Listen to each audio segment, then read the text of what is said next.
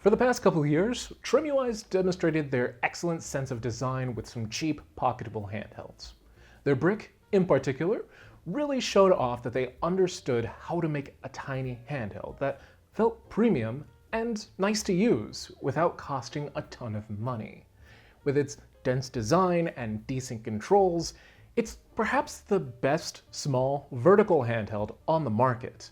TrimUI could have followed up that success with a full-sized handheld, a new design concept, or a refreshed chipset. But nah, instead they said, the Brick's good enough. Let's just give it a metal shell, and folks will dig it. Hence, the new TrimUI Brick Hammer is essentially the same as the regular Brick, just with a new metallic finish. So, question for y'all. Is a metal shell enough to make you pay a bit more for a handheld, or even trade in your current version of the same handheld?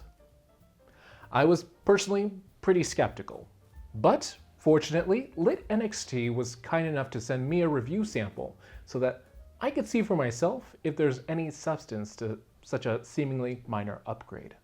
There's a ton of similarities between the two Brick versions. Both versions of the Brick have the same 1024 by 768 3.2-inch 4x3 IPS display in the same size shell. They're vibrant, bright enough for outdoor use, and feel comfortable for older handheld games. Both handhelds also use the same set of buttons, with the same layout and mostly the same feel. They also both have the same all-winner A133P chipset inside. Regardless of the version you pick up, you're getting a tiny handheld that has the performance to play up to PSP and Dreamcast, but mostly excels as a Game Boy Advance machine that you can also use for occasional SNES and PlayStation 1 games. They're the type of handhelds that are easy to toss in a bag or pocket for a daily commute without too much worry. Unless you have hands that are radically larger than mine, it's also reasonably comfortable to play with a relaxed grip. It's even one of the few handhelds that I routinely play one-handed without too much thought. If you were looking for a compact device to casually play through early Pokemon games or ROM hacks, it's an exceptionally comfortable device.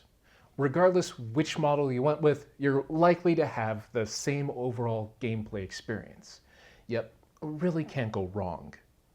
Which makes it even more notable that the metal shell does actually change the day-to-day feel of playing games on the TrimUI Brick. Of course, one of the first things you'll notice picking up the Brick Hammer is that it's heavier. It weighs in at 193 grams versus the plastic Brick's 159 grams, which is a pretty large jump. Now, both machines are still light enough that the extra mass shouldn't be more fatiguing, but the hammer feels notably more substantial in my hands. That creates a more premium feel overall. It also makes it slightly easier to balance in my hand when I do want to play one-handed, and just feels nicer against my skin in general. That alone makes the metal shell worth it to me, but there are a few more differences. Due to the differing materials, buttons sound and feel just a bit different. If you didn't like the buttons on the original Brick, the Brick Hammer isn't exactly going to change your mind. It's much of the same, just a bit tighter, a bit more tactile. Differences with the shoulder buttons, in particular, stand out.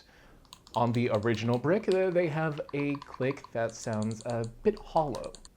Now they're slightly louder, slightly crisper. I generally want quieter buttons on handhelds, but the hammer's shoulders do feel a bit better to press. And then there's the thermal situation. The original Brick has a metal plate above the shoulder buttons. On top of feeling nice against my fingers, it provides a heatsink to dissipate heat from internal components. As a result, it can get a bit warm while playing some games.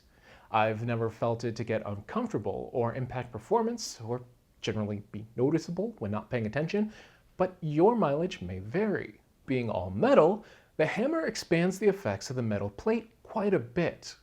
On top of the same spot heating up to the same extent during gameplay, the entire shell also gets warmer as I play. Part of that might be temperature dissipating further from the processor. However, on multiple occasions, I've taken a break from playing only to notice that the back was warm to the touch. Keeping the game running and setting it down on a table cooled it a bit.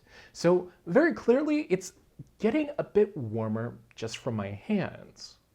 Again, none of this is uncomfortable, just potentially unexpected if you aren't used to playing with a metal handheld like this. Also, worth noting for other folks like me living in cooler climates, the shell does cool down with air temperature. During colder months, that might make a handheld like this a bit less comfortable to use outside barehanded. Considering how much I enjoy the Brick for use during daily commute, that could be a bit of a hitch, as will be the main difference most folks will care about: the price. At around $80, the original Brick feels like a decent enough value. I mean, for around the same price, other handhelds really only offer sticks or different form factors. Nothing truly beats out the Brick. They just offer something different. At $110, the Hammer's a bit harder of a sell. Passing the $100 mark opens up a lot of competition for more competent machines.